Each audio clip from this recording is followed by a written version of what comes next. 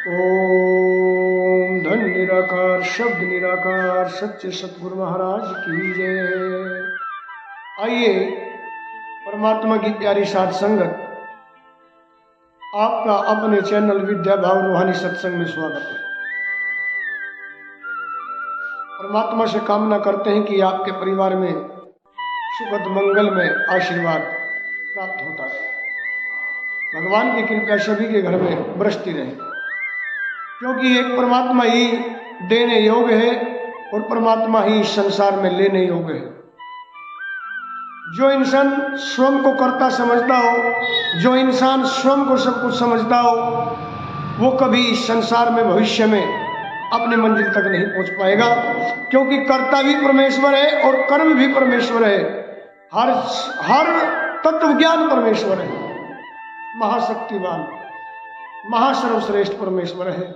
इसलिए मेरे बंधुओं, परमात्मा की प्यारी साध संगत, आप कोई भी कर्म करते समय अपने आप को कर्ता ना समझें, तभी आप अपनी मंजिल तक पहुंच सकते हैं। क्योंकि जो इंसान समझता है कि मैं ये कर रहा हूं, मैं वो कर रहा हूं, मैंने उसका किया इसका किया, अरे अगर तेरे करने से सब कुछ होता तो फिर परमात्मा की संसार में आवश्यकता क्या थी? परमात्मा को लोग मानते क्यों? क्योंकि आप तो स्वयं अपने लिए भी नहीं कर सकते हो। प्रभु की कृपा हट जाए तो एक सांस भी नहीं ले सकते, तुरंत समाप्त हो जाएंगे आप, और जहां खड़े हैं वहीं के वहीं आप समाप्त हो जाएंगे। इसलिए परमात्मा ही करता है, परमात्मा ही धर्म है, परमात्मा ही कर्म है, परमात्मा ही सर्व समागम है। इसलिए परमात्मा को कर्ता समझता और जो परमात्मा को अपने हर कर्म को स्थापित करके चलता है, वो इंसान हमेशा परमात्मा की शरण को प्राप्त कर लेता है। ज्ञान तत्व उच्च कोटि से प्राप्त करने वाला इंसान परमात्मा के वैराग्य को प्राप्त होता है, और आत्मज्ञान को करके लोगों तक पहुंचाना, जन जन तक पहुंचाना। अगर एक दीपक जगाने से एक कमरे का अंधेरा दूर हो सकता है, तो एक संत के ज्ञान से अगर दो इंसानों के मन में अंधेरा है और ज्ञान तत्व उन्होंने प्राप्त किया, ज्ञान का दीपक जगा लिया और गुरु की वाणी सुन करके उस पर चल दिए, तो वो दो पता नहीं कितने लोगों का अंधकार दूर कर देंगे।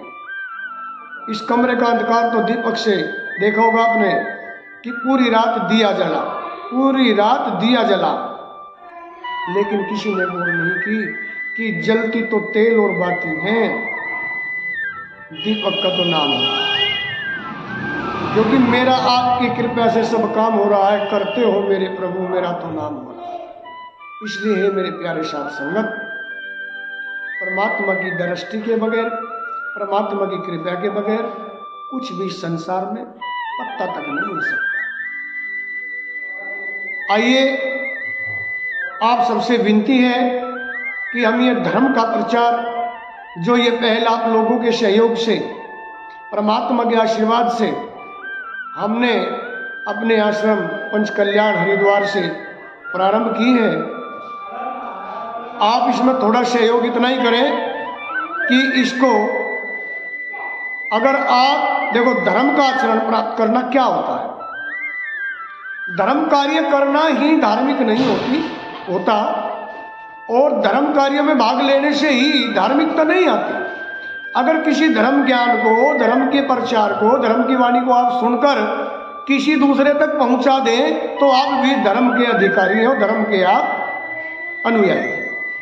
इसलिए इसको शेयर जरूर करें, ताकि कुछ उन लोगों तक भी ये ज्ञान पहुंच सके जो ज्ञान तत्व से परे हैं, जो अंधकार में जी रहे हैं, प्रकाशमय जीवन प्राप्त नहीं कर पा रहे। लाइक करें, सब्सक्राइब करें और बेल आइकन बटन को जरूर दबाएं, क्योंकि इससे हमारी सत्संग की नोटिफिकेशन आप तक पहुंचती रहे, और फॉलो का बटन दबाएं,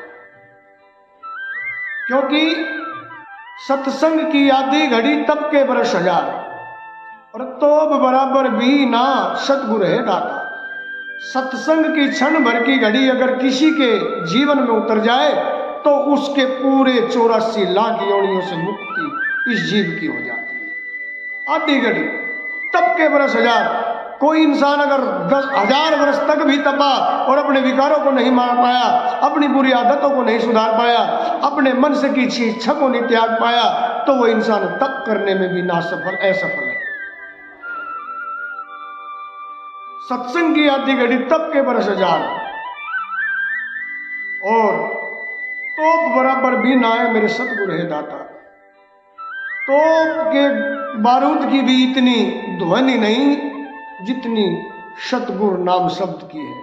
तब वो परमात्मा की घोर में मिलती है, तब वो परमात्मा की शरण में मिलती है, तो मानो ऐसा महसूस होता है कि तीनों लोग जगमगा उठे, तीनों लोग जगमगा उठे हैं परमात्मा के उस नाम से। इसलिए सतोगुण, रजोगुण, तमोगुण हमने पिछली वीडियो में भी बताया। इनको आपको पढ़ना है तो घर में गीता का ज्ञान पढ़ा करें, परमात्मा का ज्ञान सुना करें, परमात्मा के आचरणों को सुना करें। औलाद अच्छी बनानी है तो आप घर में सत्संग सुना करें, खुद उसका आचरण किया करें, तब हम अपना आचरण अच्छा रखेंगे, अपने आप शुद्ध ज्ञान प्राप्त करेंगे तो हमारी औलाद अपने आप करेंगे। क्योंकि कुछ आज का सत्संग ऐसे ही विषय पे किया कर्म कैसे भोगना होता है, आज का विषय है किया कर्म। हमारे गुरु जी महाराज तीर्थनाथ जी ने हमें काफी दिनों पहले, करीब 10.5 वर्ष पूर्व, जब वो अपने 5 तत्वी शरीर के अंदर विराजमान थे और वो हमें आशीर्वाद प्रदान करने के बाद में परमात्मा में ब्रह्मलीन हो गए। उनकी आत्मा का वैभव, उनकी आत्मा का आशीर्वाद इस दास को प्राप्त हुआ। किस जन्म का फल मिला है प्रभु की लीला प्रभु जाने, क्योंकि भजन भोजन स्त्री पर्दे की है, वो पर्दा ही हम इस फोन के माध्यम से नहीं खोल पाएंगे। इसके लिए हम क्षमा प्रार्थी हैं। इसलिए आज का कुछ विषय ऐसा ही है। उन्होंने हमें विषय सुनाया था कि एक रामलाल नाम का बहुत बड़ा शाहूकार था,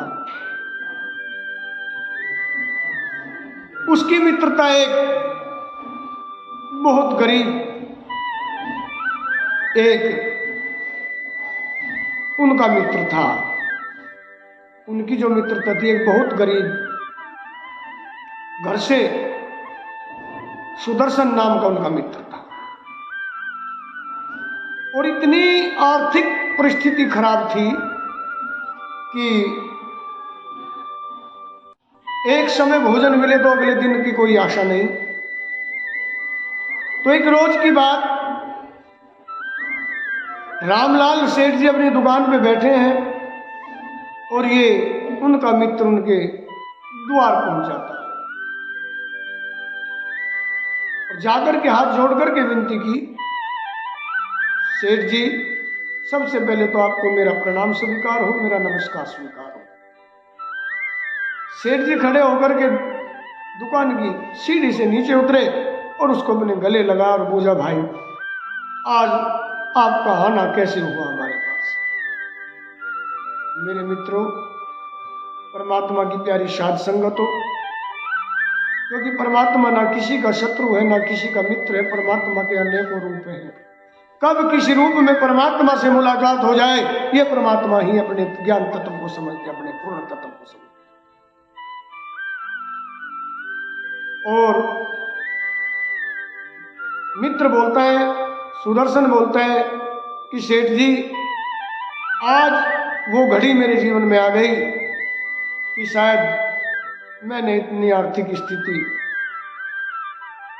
परेशान होती कभी किसी की नहीं देखी अपने जीवन में। आज मैं उस स्थिति में आया हूं कि मेरे बच्चे घर में बिल्कुल 2 दिनों से भूखे बैठे, उनके लिए थोड़ा कुछ जलपान की व्यवस्था हो जाए तो परमात्मा आपके घर में धन के भंडार भरे, ये दुआ हम दे सकते हैं, और कुछ तो देने के लिए हमारे पास नहीं।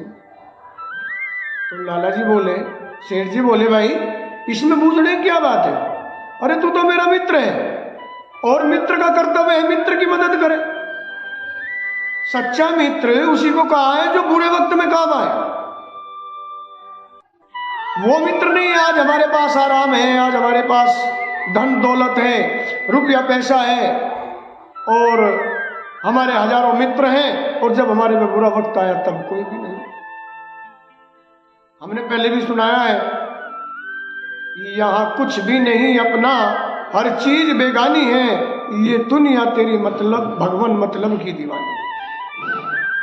गर्दिश जब आन पड़े कोई साथ नहीं देता, हो जाते खत्म रिश्ते वो प्यार नहीं रहता।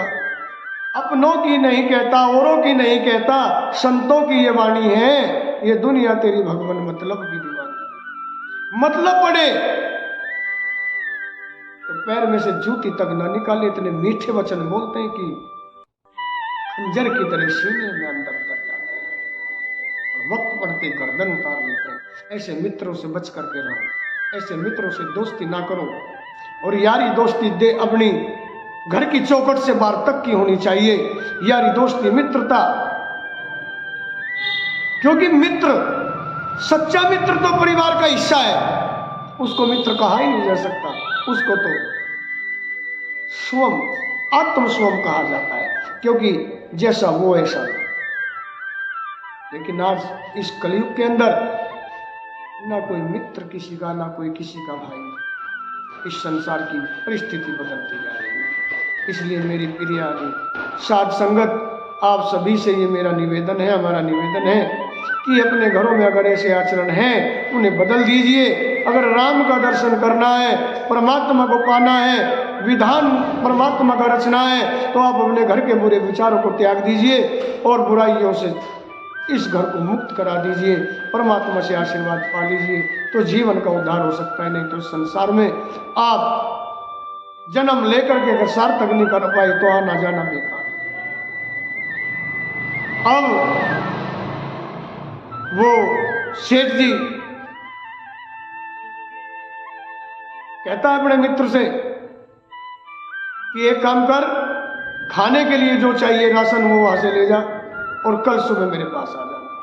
अब सुखदर्शन जी लेकर के भोजन घर लौट आए, बच्चों को खिलाया, खुद खाया, रात को आराम से सोए, और दिमाग में एक ही बात रही कि ईश्वर का क्या यही रूप होता है। लोग कहते हैं ईश्वर कहाँ है, लेकिन आज मैंने अपने मित्र के रूप में उस ईश्वर को देखा है। यही रूप है, राम नाम रखते रहो घट में जब तक प्राण, और कभी तो दीन दयाल के बनक पड़ेंगे कान। वो किस रूप में आ जाए, वो परमात्मा का एक तत्व है, परमात्मा का एक स्वर, कहाँ आ जाए वो परमात्मा की कृपा। तो वो लालू राम सेठ जी अपने मित्र के लिए ईश्वर रूपी बनकर के खड़ा हो गए। उसी प्रकार सुबह दिन निकला जैसे रोज निकलता था, और सुखदर्शन सुबह उठते अपने मित्र के पास गए। मित्र ने कहा, आज से एक काम कर, तेरे पास कोई काम नहीं है, कोई रोजगार नहीं है, आज से तू मेरे साथ मेरे रोजगार में हाथ बटा, और मैं इसका उचित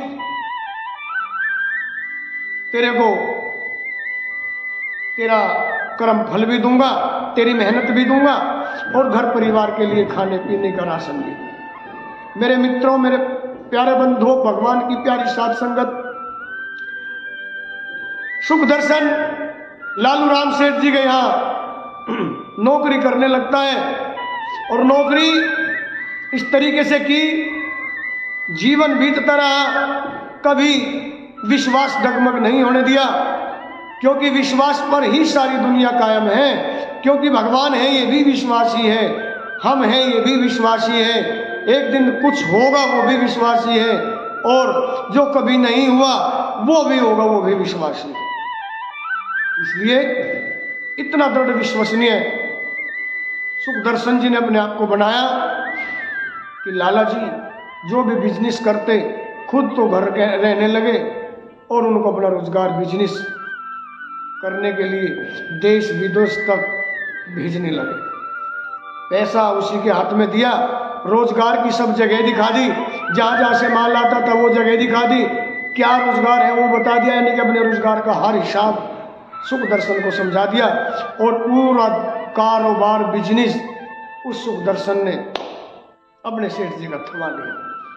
मेरे प्यारे बंधुओं, एक रोज ऐसा हुआ, क्योंकि लाला जी तो खाली दुकान पर रहने लगे, गोदाम पर रहने लगे, और सुखदर्शन बाहर का कार्यभार संभालने लगा।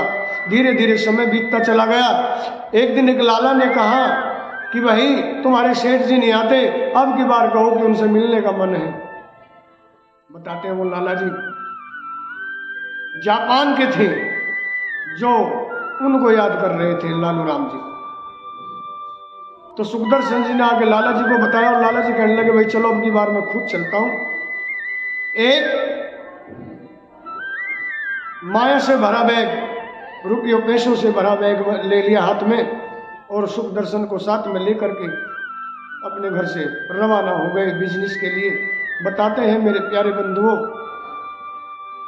सुबह से चलकर शाम तक समुद्र किनारे पहुंच गए, क्योंकि पहले हवाई जहाज वगैरह का तो रास्ता नहीं था उस दौर में, लेकिन सब जल के रास्ते से, समुद्र के रास्ते से, नाव, किश्ती, समुद्री जहाज के द्वारा बिजनेस करते थे, आते जाते थे यात्रीगण भी। तो वे एक दिन पहले समुद्र किनारे पहुंच जाते हैं, और समुद्र किनारे पहुंच करके एक सराय में रुक जाते हैं। अब सुखदर्शन के मन में बेईमाना आता है, क्योंकि समय बदलते देर नहीं लगती मेरे मित्रों। आंख मूंद पर किसी पे विश्वास करना इंसान की जीवन की सबसे बड़ी भूल है, क्योंकि इतना मीठा भी नहीं होना चाहिए कि कोई हमें निगल जाए, और इतना कटवा भी नहीं होना चाहिए कि लोग हमें मुंह से बाहर निकाल दें। मेरे प्यारों, जीवन जीने का तरीका सही हो तो दिशा भी सही होगी, और दिशा सही होने से हमारा लक्ष्य ठीक होगा, और लक्ष्य ठीक होने से मंजिल ठीक होगी, और जब मंजिल मिल जाती है तो आशा, तृष्णा, इच्छा, सब चीजें काल के मुंह में समा जाती हैं। वो इस भक्त को नहीं बांध सकती, इस भक्त का रास्ता नहीं बदल सकती। रास्ते उन्हीं के बदलते हैं जो इन चीजों में भरमे हुए, भरमाए हुए। मेरे प्रिय श्रोताओं, अपने मार्ग से अगर बंध के रहना है तो हमें अपने जीवन को चलाने के लिए लक्ष्य ठीक करने होंगे, अपने तरीके ठीक करने।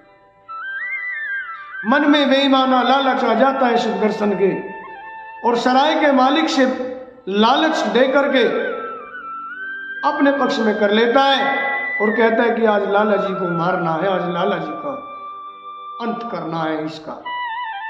अब बताते हैं, शाम को जब भोजन का समय हुआ तो खाना जब मेज पर आया, उनके खाने में जहर डलवा दिया गया। प्रिय श्रोताओं, सेठ जी ने 2 निवाले ग्रहण किए, और उस जहर ने अपना असर किया। सेठ जी आंखों में आंसू भरकर बोलते हैं, क्या रे सुखदर्शन, क्या खिला दिया मेरे को। सुखदर्शन हंसने लगा और कहने लगा, लाला जी जो कुछ खाना था खा लीजिए, अन्यथा आगे तो जीवन में जियोगी नहीं तो खाओगे क्या। बोला तूने ऐसा क्यों किया। बोला मैंने, महाराज कब तक तेरी नौकरी करूंगा सेठ जी, कब तक तेरा दास बन के रहूंगा।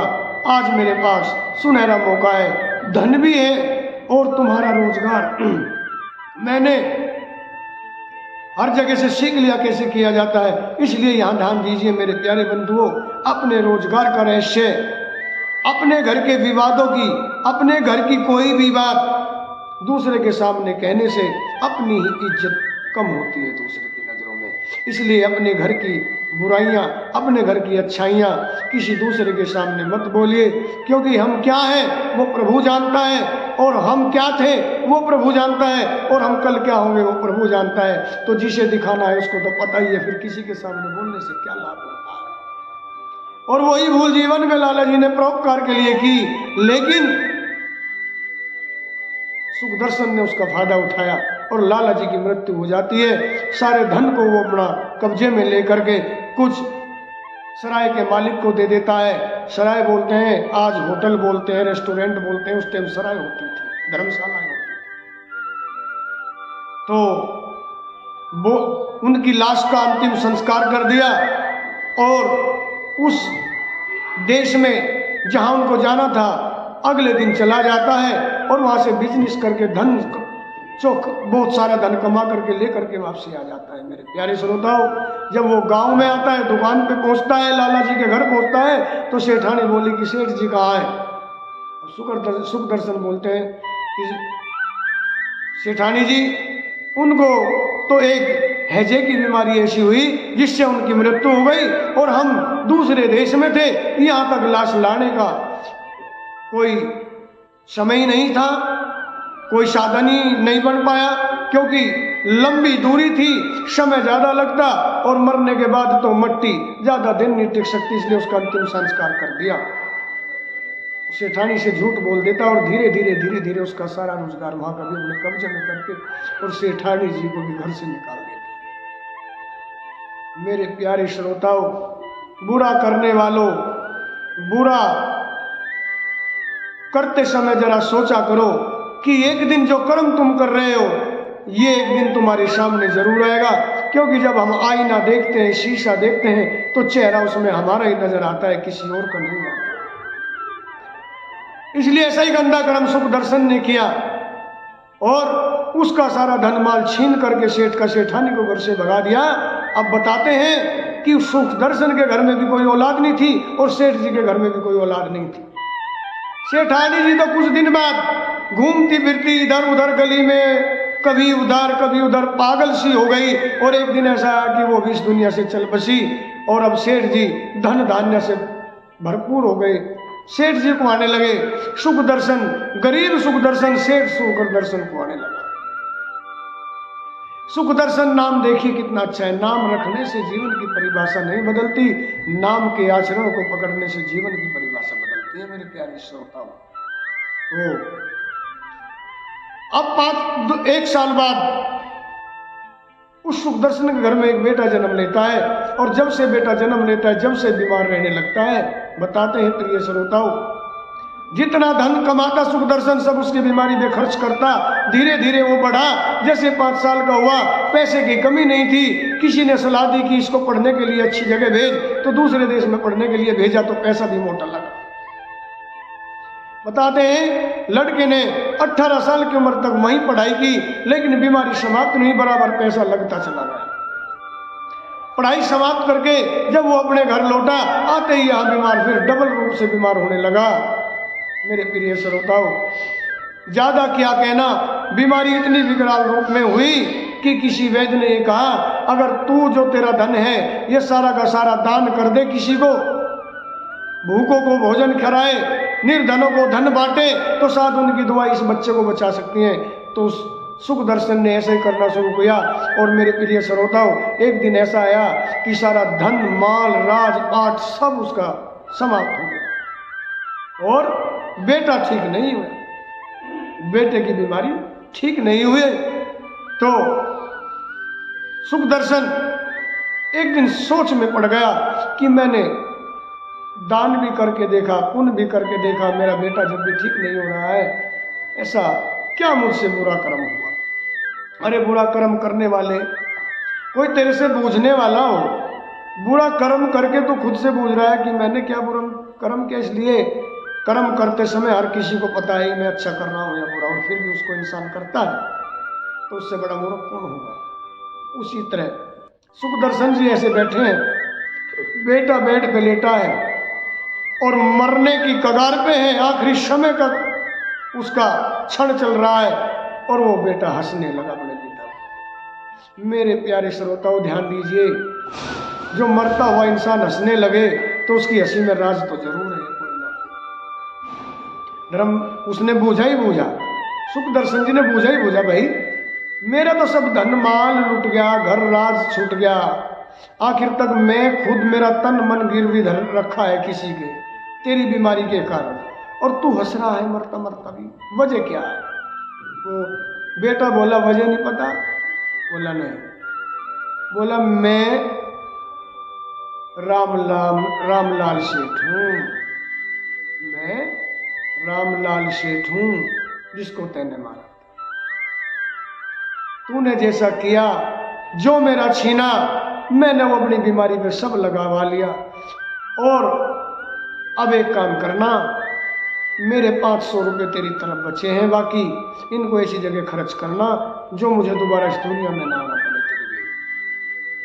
क्योंकि किसी से बगैर बुझे किसी की वस्तु का सेवन करना, किसी की वस्तु को उठाकर घर में ले आना, ये हमें पाप में रास्ता लगता है। इसलिए हमें किसी की इजाजत के बगैर किसी की वस्तु को भोगने का, किसी की वस्तु को प्रयोग करने का कोई अधिकार नहीं होता। और अब वो सुखदर्शन कहता है, क्योंकि रामलाल सेठ की बातों को या तो सुखदर्शन जानता था या रामलाल जानता था। वो बेटे के मुख से सुन रहा है तो उसको यकीन होगा कि वाकई उसकी आत्मा इसके। मेरे प्यारे श्रोताओं, हाथ जोड़ के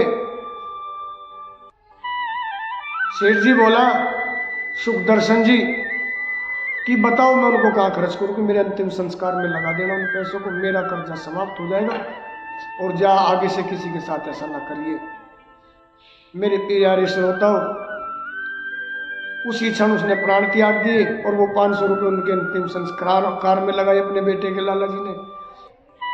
जैसी दौलत पाई ऐसी दौलत गई, जैसी शोहरत पाई ऐसी शोहरत गई, और अंत में जिस बेटे ने जन्म लिया वो बेटा भी संसार से चला गया।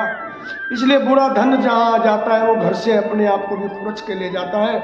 इसलिए किसी का नाजायज धन, किसी की नाजायज वस्तु घर में नहीं आनी चाहिए श्रोताओं, क्योंकि इस जीवन को सार्थक करना है। इस जीवन को हमें अनमोल प्रकृति परमात्मा ने प्रदान की है, इसको हमें सक्षम करना है। इसलिए अपने आप को संवारो, अपने जीवन को संवारो। कहा है जीवन मिला है तुमको, इसको संवार लो। जीवन मिला है ये तुम्हें, इसको संवार लो। बोलिए, सभी बोलो। जीवन मिला है ये तुम्हें, जीवन मिला है ये तुम्हें, इसको संवार लो। बैठे हैं घट में राम तेरे, उनको पुकार लो। जीवन मिला है ये तुम्हें, जीवन संवार लो। पाया है छोला नर का, आया है संसार में। पाया है छोला नर का, आया जमाने में। तूने बिताई सांस अधर्म कमान में। दिल से अपने प्यारे ईश्वर को धार लो। जीवन मिला है ये तुम्हें, जीवन संवार लो। बैठे हैं घट में राम तेरे, उनको पुकार लो। जीवन मिला है ये तुम्हें, इसको संवार लो। करता है पाप मन तेरा, अधर्म कमाता है। करता है पाप मन तेरा, पाप कमाता है। दुनिया के मोह जाल में तुझको फंसाता है। अटका है जीवन तेरा, अटका है जीवन तेरा, इस पार तार लो। जीवन मिला है ये तुम्हें, इसको संवार लो। जीवन मिला है ये तुम्हें, इसको संवार लो।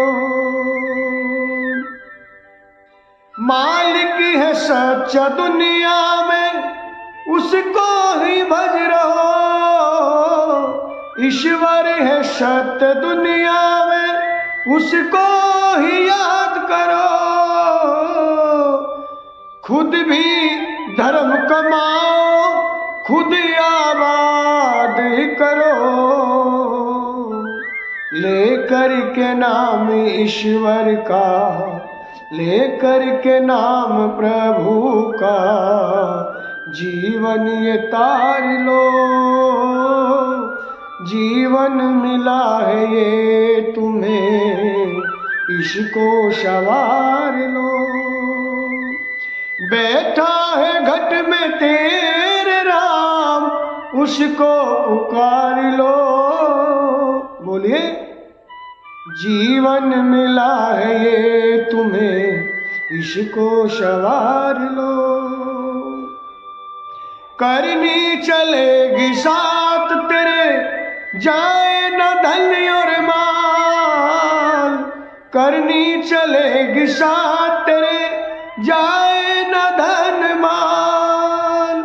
तूने गवाया जीवन, खाएगा तुझको काल।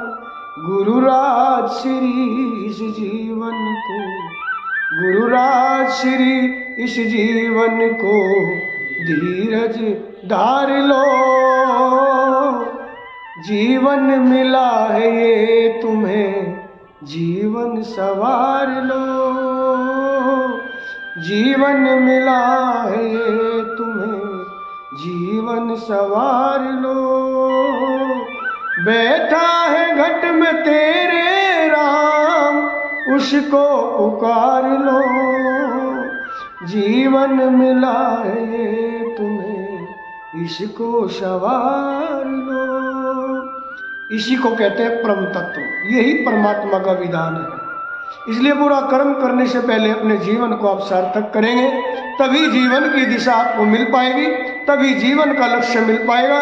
और लक्ष्य मिलने से आपकी मंजिल आसान होगी, और जब मंजिल आसान होती है तो भविष्य की चिंता होती है। यही परमात्मा का ज्ञान तत्व है। आइए इसी वाणी के साथ आज इस सत्संग को विराम देते हुए सभी से विनती है, हमारा निवेदन है कि इस धर्म प्रचार को आप धर्म कार्य, खाली धर्म करने से ही धर्म का प्रताप नहीं मिलता। अगर धर्म ज्ञान को सुन करके, धर्म की बातें सुन करके आप एक दूसरे को पहुंचाएं, एक दूसरे तक उसको शेयर करेंगे, तो भी आप धर्म के अनुयायी होंगे। हमने पहले भी कहा है, इसलिए इसको शेयर जरूर करें और हमारे चैनल को सब्सक्राइब करें और फॉलो बटन दबाएं और बेल आइकन बटन को भी दबाएं और लाइक करें। आइए इसी वाणी के साथ ओम शक्त निराकार, शब्द निराकार, ओम सच्चे सद्गुरु महाराज की जय।